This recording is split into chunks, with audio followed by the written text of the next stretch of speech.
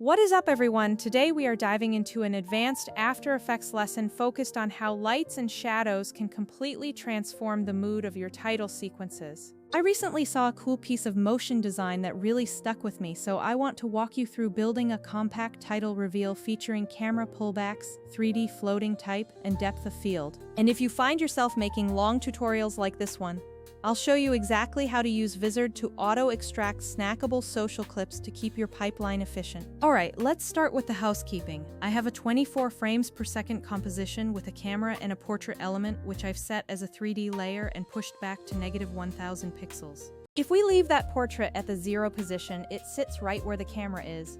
But we want dramatic distance, so the plan is to animate the camera pulling out to reveal the typographic elements. I typically perform a bunch of A/B tests while designing, sketching out ideas until something finally clicks. And I highly suggest you do the same to refine your composition. For the camera movement, I set an initial keyframe and push the final position deep into the Z space, specifically around -5000 pixels for that extra cinematic depth. For the type, I used a big, bold, condensed display font, aligned everything in 2D first to keep things centered, then flipped it to 3D and nudged it forward. Using a shallow depth of field is crucial here, as it gives you that cinematic feel where the portrait and the title alternately slide in and out of focus. Now let's talk lights. Adding a single spotlight with fall-off and shadows enabled is the easiest, most life-changing move you can make to add form to your subject. Turn on shadow caching if you can, because immediately the character pops, with highlights and shadows sculpting the face while the rest of the scene reads much better.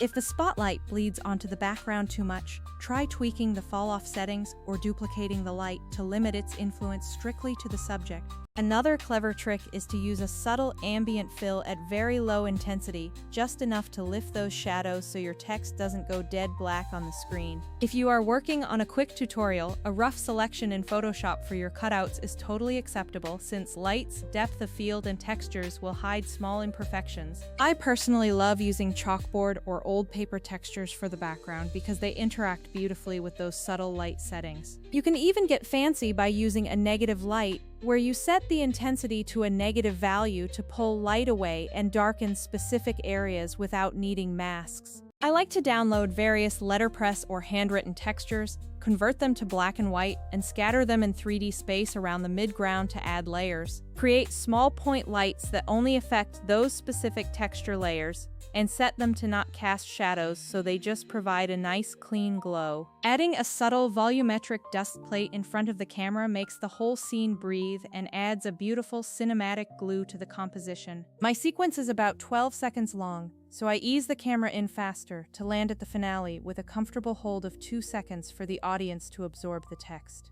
Always rename your lights and lock background layers so you don't accidentally nudge them while you are working on the fine details of your motion graphic. For the audio, I usually drop in a subtle, non-busy track and time the camera hits with percussive moments to make the reveal feel punchier. Now this is where Vizard becomes an essential part of the pipeline, especially when you don't want to manually chop up long videos for every single social platform. You upload the full tutorial, let the AI analyze it, and it will automatically propose bite-sized clips that are most likely to perform well on platforms like TikTok or Reels. While Premiere's auto-reframe is great for basic resizing, Vizard goes further by finding the moments that resonate, trimming them, and helping you schedule them automatically. I typically render a high-quality master, upload it, review the AI suggestions, add a caption, and schedule a consistent stream of clips for the next 2 weeks. Don't expect the AI to replace your creative eye, but use it as amplification to surface the best moments you might have missed in long-form footage.